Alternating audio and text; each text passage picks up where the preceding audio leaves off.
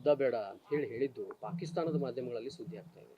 ಅಲ್ಲ, ನನಗೇನಾಗಿದೆ, ಸಿದ್ದರಾಮಯ್ಯನವರು ಮುಖ್ಯಮಂತ್ರಿಯಾಗಿ ಕೆಲಸ ಮಾಡ್ತಕ್ಕಂಥವ್ರು ತಮ್ಮದೇನು ಪೊಸಿಷನ್ನು ಏನಂತಾನ ಒಂದು ಒಕ್ಕೂಟದ ವ್ಯವಸ್ಥೆಯಲ್ಲಿ ಇದ್ದೀವಿ, ಪ್ರಜಾತಂತ್ರ ವ್ಯವಸ್ಥೆಯಲ್ಲಿ ಇಡೀ ಭಾರತ ದೇಶದ ಜನ ಅಲ್ಲೇನೋ ಮೊನ್ನೆ 28 ಜನ ಉಗ್ರರು ಹತ್ಯೆ ಮಾಡಿದರು ಜಮ್ಮು ಕಾಶ್ಮೀರದಲ್ಲಿ. ಅದ್ರ ಬಗ್ಗೆ ಪ್ರತಿಯೊಬ್ಬ ನಾಗರಿಕರು ದುಃಖ ಪಡ್ತಾ ಇದ್ದಾರೆ, ವೇದನೆಯನ್ನು ಅನುಭವಿಸ್ತಾ ಇದ್ದಾರೆ. ಅಷ್ಟೇ ಅಲ್ಲ, ಈ ಉಗ್ರಗಾಮಿಗಳಿಗೆ ತಕ್ಕ ಶಿಕ್ಷೆ ಮತ್ತು ಅಷ್ಟೇ ಅಲ್ಲ, ಈ ಉಗ್ರಗಾಮಿಗಳಿಗೆ ಟ್ರೈನಿಂಗು ಮತ್ತು ಅವರಿಗೆ ಎಲ್ಲ ರೀತಿಯಾದಂಥ ಎನ್ಕರೇಜ್ ಮಾಡುವಂಥ, ಇನ್ಸ್ಟಿಗೇಷನ್ ಮಾಡುವಂಥ ಕೆಲಸ ಪಾಕಿಸ್ತಾನ ಮಾಡ್ತಾಯಿದೆ. ಇದು known fact, prima facie known fact. ಇದು ಇದ್ದಾಗ ಇವತ್ತು ಇಡೀ ದೇಶ ಹೇಳ್ತದೆ, ಒಂದು ಪ್ರಧಾನಮಂತ್ರಿ ನರೇಂದ್ರ ಮೋದಿಜಿಯವರಿಗೆ ಕರೆ ಮಾಡ್ತಾ ಇದ್ದಾರೆ, ನೀವು ಒಂದು ಆ್ಯಕ್ಷನ್ ತೊಗೊಳ್ರಿ, ಒಂದು ಸ್ಟ್ರಾಂಗ್ ಆದಂಥ ಒಂದು ಮೆಸೇಜ್ ಅವ್ರಿಗೆ ಕೊಡಬೇಕು, ಎಲ್ಲ ರೀತಿ ಆ್ಯಕ್ಷನ್ ತೊಗೊಳಕ್ಕೆ ನಮ್ಮ ಸಪೋರ್ಟ್ ಇದೆ ಅಂಥೇಳಿ ಅವರು ಜನ ಹೇಳ್ತಾ ಇದ್ದಾರೆ.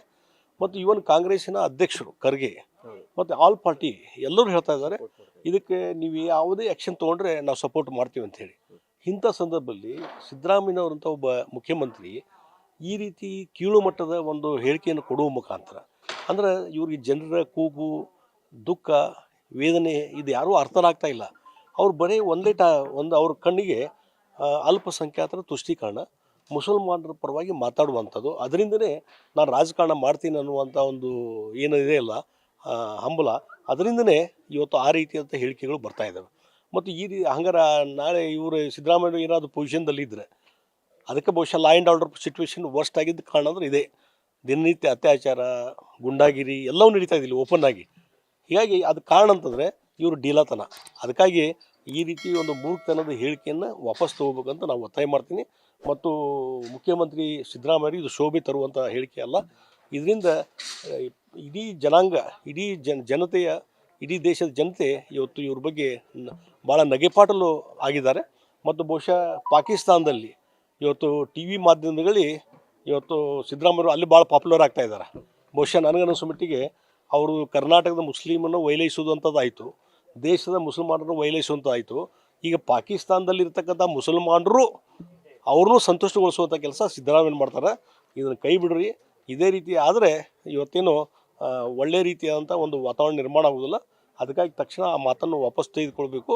ಮತ್ತು ಕೇಂದ್ರ ಸರ್ಕಾರ ಯಾವುದೇ ರೀತಿ ಆ್ಯಕ್ಷನ್ ತೊಗೊಂಡಾಗ ನಾವೆಲ್ಲರೂ ಪ್ರತಿಯೊಬ್ಬರು ಪಕ್ಷಾತೀತವಾಗಿ ಅದನ್ನು ಸಪೋರ್ಟ್ ಮಾಡೋದ್ರ ಮುಖಾಂತರ ಒಂದು ಒಳ್ಳೆಯ ಸಂದೇಶ ಕೊಡಲಿಕ್ಕೆ ಸಾಧ್ಯ ಇದೆ. ಯುದ್ಧ ಮಾಡೋದು ಬೇಡ ಅಲ್ಲ, ಯುದ್ಧ ಮಾಡೋದು ಬೇಡ ಅಂತ ಹೇಳುವಂಥದ್ದು ಏನಿದೆಯಲ್ಲ, ನನಗನ್ನಿಸ್ತದೆ ಯಾರು ಸತ್ತದಲ್ಲ, ಹತ್ಯೆ ಆಗಿದೆಲ್ಲ ಅವ್ರ ಕುಟುಂಬದವ್ರ ಪರಿಸ್ಥಿತಿ ಏನು, ಇದು ನಾಳೆ ಇವತ್ತು 28 ಜನರಿಗೆ ಆಗೈತಿ, ನಾಳೆ ಬೇರೆ ಬೇರೆ ದೇಶದ ಬೇರೆ ಬೇರೆ ಜನರಿಗೂ ಆದರೆ ಇದಕ್ಕೆ ಕಾರಣೀಭೂತರು ಯಾರು, ಇದಕ್ಕೆ ಜವಾಬ್ದಾರಿ ತೊಗೊಳ್ಳುವಂಥವ್ರು ಯಾರು?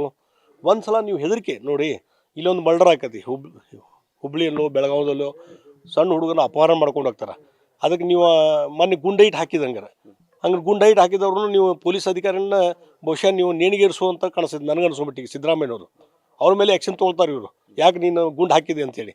ಆ ಗುಂಡು ಹಾಕಿದ್ದಕ್ಕೆ ಎನ್ಕೌಂಟ್ರ್ ಮಾಡಿದ್ದಕ್ಕೆ ಇಡೀ ಜನತೆ ಇವತ್ತು ಶಬಾಷಿಗಿರಿ ಕೊಡ್ತಾ ಇದ್ದಾರೆ ಪೊಲೀಸ್ ಅಧಿಕಾರಿಗಳೇ. ಹಾಗಾದ್ರೆ ನೀವು ನಿಮ್ಮದೇ ಈ ರೀತಿ ನೀತಿ ಆಗಿದ್ರಿ, ಯುದ್ಧ ಬೇಡ, ಅವ್ರು ಬಂದು ಏನು ನಮ್ಮ ಮೇಲೆ ಅಟ್ಯಾಕ್ ಮಾಡಿದ್ರೆ ಮಾಡಲಿ, ನಾವು ಟಾಲರೇಟ್ ಮಾಡ್ಕೊಂಡಿರ್ತೀವಿ ಅನ್ನುವಂಥದ್ದು ನೀತಿ ಆದರೆ ಬಹುಶಃ ನಮ್ಮ ದೇಶ ಭಾಳ ದಿವಸ ಬದುಕಲಿಕ್ಕೆ ಕೂಡ ಭಾಳ ಆಕ್ರೋಶ ನೀವು ಅಲ್ಲೇ ಹೋಗ್ಬಿಟ್ರಿ ಅಲ್ಲ. ಅದಕ್ಕೆ ನಾ ಹೇಳ್ತೀನಿ, ಇವತ್ತು ಪಾಕಿಸ್ತಾನ ಪ್ಲೀಸ್ ಮಾಡ್ಲಿಕ್ಕೆ ಹೊಂಟಿರಲ್ಲ. ಈಗ ಸಿದ್ದರಾಮಯ್ಯವರು ಪಾಕಿಸ್ತಾನದ ಭಾಳ ಪಾಪ್ಯುಲರ್ ಲೀಡರ್ ಆಗಿದ್ದಾರೆ. ಬಹುಶಃ ಅಲ್ಲಿಗೆ ಶಿಫ್ಟ್ ಆಗ್ಬೋದು ಚಲೋ, ಪಾಕಿಸ್ತಾನಕ್ಕೆ ಅವ್ರು ಕಳಿಸ್ಬಿಡೋದು ಚಲೋ ಅಂತ ನಂಗೆ ಅನಿಸ್ತದೆ. ಸಿದ್ದರಾಮಯ್ಯನವರು ಭಾಳ ಒಳ್ಳೇದಾಗ್ತದೆ. ಈ ಬೆಲೆ ಏಕೆ ಸರ್? ಈಗ ನಾಳೆ ದೊಡ್ಡ ಪ್ರಮಾಣದಲ್ಲಿ ಸಮಾವೇಶ ಮಾಡ್ತಾ ಇದ್ದಾರೆ ಕಾಂಗ್ರೆಸ್ನವರು, ಬಿಜೆಪಿ ಸರ್ಕಾರದ ಮೇಲೆ ಗುಬೆಯನ್ನು ಕೂರಿಸ್ತಾ ಇದ್ದಾರೆ. ಗ್ಯಾರಂಟಿ ಯೋಜನೆಗಳೊಂದಿಗೆ ನೀವು ಹೇಳ್ತಾ ಇದ್ದಾರೆ 60,000 ಕೋಟಿ ಇವರು ವ್ಯಯ ಮಾಡ್ತಾ ಇದ್ದಾರೆ, ಅಭಿವೃದ್ಧಿಗೆ ದುಡ್ಡಿಲ್ಲ ಅಂತ ಹೇಳ್ಕೊತ ಬರ್ತಾ ಇದ್ರಿ. ಬಟ್ ಬಿಜೆಪಿ ಸರ್ಕಾರದ ವಿರುದ್ಧ ನಾಳೆ ಬೆಳಗಾವಿ ಸಮಾವೇಶ ನೋಡಿ. ಇತ್ತೀಚೆಗೆ ಭಾರತೀಯ ಜನತಾ ಪಾರ್ಟಿ ಜನ ಆಕ್ರೋಶ ಯಾತ್ರೆ ಭಾಳ ಯಶಸ್ವಿಯಾಗಿ ಮಾಡಿದ್ರಿಂದ ಪ್ರತಿಯೊಂದು ರ್ಯಾಲಿಯಲ್ಲಿ 10,000 15,000 20,000 ಜನ ಸೇರಿದ್ರು, ಕಾರ್ಯಕರ್ತರು ಸೇರಿದ್ರು, ಜನಸಾಮಾನ್ಯರು ಸೇರಿದ್ರು. ಜನರ ಆಕ್ರೋಶ ಇವತ್ತು ಈ ಸರ್ಕಾರದ ವಿರುದ್ಧ, ಸಿದ್ದರಾಮಯ್ಯ ಸರ್ಕಾರದ ವಿರುದ್ಧ ಆಗಿದ್ದರಿಂದ ಅದನ್ನು ಹೆಂಗೆ ಕೌಂಟರ್ ಮಾಡಬೇಕು ಅನ್ನೋ ಕಾರಣದ ಸಲುವಾಗಿ ಇವತ್ತು ಈ ರೀತಿ ಸಭೆಗಳನ್ನು, ಪ್ರತಿಭಟನೆ ಸಭೆಗಳನ್ನು, ಬೆಲೆ ಏರಿಕೆ ಅನ್ನುವಂಥದ್ದು, ಬೆಲೆ ಏರಿಕೆ ವಿರುದ್ಧ ನೀವು ಹೋರಾಟ ಮಾಡೋದಾದರೆ ಕಳೆದ 3-4 ತಿಂಗಳಿಂದ ವಿದ್ಯುತ್ತಿನ ದರ ಏರಿಕೆ ಮಾಡಿದ್ರಿ, ಆಮೇಲೆ ಹಾಲಿನ ದರ ಏರಿಕೆ ಮಾಡಿದ್ರಿ, ಆಮೇಲೆ ಕುಡಿಯೋ ನೀರಿನ ದರ ಏರಿಕೆ ಮಾಡಿದ್ರಿ, ಡೀಸೆಲು ಪೆಟ್ರೋಲ್ ದರ ಏರಿಕೆ ಮಾಡಿದ್ರಿ. ನೀವು ನಾಳೆ ಅದನ್ನು ಮಾಡೋದಾಗಿದ್ರೆ ಪ್ರೊಡಕ್ಟು ಮೊದಲು ನೀವೇನು ಏರಿಕೆ ಮಾಡಿದ್ರಲ್ಲ ರಾಜ್ಯದಲ್ಲಿ, ಆ ಏರಿಕೆಯನ್ನು ಇಮಿಡಿಯೇಟ್ಲಿ ವಾಪಸ್ ತೊಗೊಳ್ರಿ. ಆವಾಗ ನಿಮ್ಗೆ ನೈತಿಕತೆ ಬರ್ತದೆ. ಇಲ್ಲದ್ರೆ ನಿಮ್ಗೆ ನೈತಿಕತೆನೇ ಇಲ್ಲ ಅಂತ ನಾನು ಹೇಳ್ತೀನಿ. ಮತ್ತು ಹಿಂದೆ UPA ಸರ್ಕಾರದಿಂದ ಏನು ಬೆಲೆ ಏರಿಕಿತ್ತು, ಇಂದಿರಾ ಗಾಂಧಿಯವರು ಪ್ರೈಮ್ ಮಿನಿಸ್ಟರ್ದಾಗ ಏನು ಬೆಲೆ ಏರಿಕಿತ್ತು, ಅದೆಲ್ಲ ಒಂದು ಕಂಪೇರಿಟಿವ್ ಚಾರ್ಟ್ ಹಾಜರು ಮಾಡಿರಿ. ಅದ್ರ ಬದಲಿ ಈ ರೀತಿ ಒಂದು ಕೌಂಟ್ರ್ ಕೊಡುವಂಥದ್ದು, BJPಯವರು ಜನಾಕ್ರೋಶ ಯಾತ್ರೆಗೆ ಒಂದು ಕೌಂಟ್ರ್ ಮಾಡುವಂಥದ್ದು, ಅದರಿಂದ ಏನೂ ಸಾಧನೆ ಮಾಡಲಿಕ್ಕೆ ನಿಮ್ಗೆ ಜನಸಾಮಾನ್ಯರ ಬಗ್ಗೆ ಕಳ್ಕಳಿದ್ರೆ ಮೊದಲು ಬೆಲೆ ಏರಿಕೆ ಮಾಡಿದ್ದನ್ನು ನೀವೇ ಮಾಡಿದ್ದು. ತನ್ನಸ್ಥಾನೇ ಇನ್ಫ್ಲೇಷನ್ ಆಗಿದ್ದಲ್ಲದು, ತನ್ನಸ್ಥಾನೇ ಅಲ್ಲ. ಹೆಚ್ಚಿನ ವಿಡಿಯೋಗಳಿಗೆ ಪ್ರತಿಧ್ವನಿ ಯೂಟ್ಯೂಬ್ ಚಾನೆಲ್ ಸಬ್ಸ್ಕ್ರೈಬ್ ಮಾಡಿ, ಬೆಲ್ ಐಕಾನ್ ಕ್ಲಿಕ್ ಮಾಡಿ.